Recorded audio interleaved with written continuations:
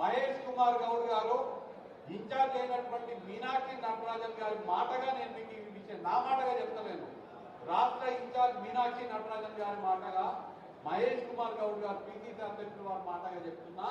ఎవరెవరైతే ఈ కార్యక్రమంలో మంచిగా పనిచేసి ఈ కార్యక్రమంలో కష్టపడతారో రానున్న స్థానిక సంస్థ ఎన్నికలలో, ప్రభుత్వ నియామకాలలో, పార్టీ నియామకాలలో వాళ్లకు అత్యధిక ప్రాధాన్యత పార్టీ ఇవ్వబోతున్నది.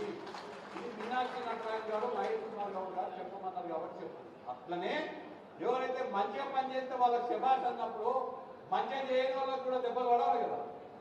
ఎవరెవరైతే ఈ కార్యక్రమంలో అలసత్వం వహిస్తున్నారో వారి పైన ఖచ్చితంగా చర్యలు ఉండబోతున్నాయనే విషయం కూడా నేను తెలియజేస్తాను. దానికి సంబంధించి ఇప్పుడు పిసిసి అధ్యక్షుల వారిని సిట్టింగ్ ప్రెసిడెంట్ నేను కోరుతున్నాను. ఈ మీటింగ్ కి ఎవరెవరైతే మండలాధ్యక్షులు డుమ్మా కొట్టిండ్రో, మండల ప్రెసిడెంట్లు ఎవరెవరైతే రాలేదో వాళ్ళందరికీ కూడా మీరు మండల ప్రెసిడెంట్లకు షోకాజ్ నోటీస్ ఇవ్వండి. డివిజన్ ప్రెసిడెంట్ ఎవరైనా రాకపోతే డివిజన్ ప్రెసిడెంట్లకు షోకాజ్ నోటీస్ ఇవ్వండి. షోకాజ్ నోటీస్ కి కనుక వాళ్ళు ఇచ్చేటువంటి సవాలు, కొంతమందికి జెన్యూన్ కారణాలు ఉండొచ్చు, ఎవరికైనా ఇంట్లో ఆరోగ్యం బాగుండదు, ఏదైనా ఇబ్బంది ఉంటుంది, వాళ్ళు ఇచ్చేటువంటి సమాధానం కనుక మీకు సంతృప్తిగా లేకపోతే మీరు మహేష్ గౌడ్ గారికి ఇన్ఫార్మ్ చేయండి. తక్షణమే వాళ్ళని తీసేసి కొత్త వాళ్ళని నియమిస్తున్నాము. పార్టీ కన్నా గొప్ప ఏం కాదు.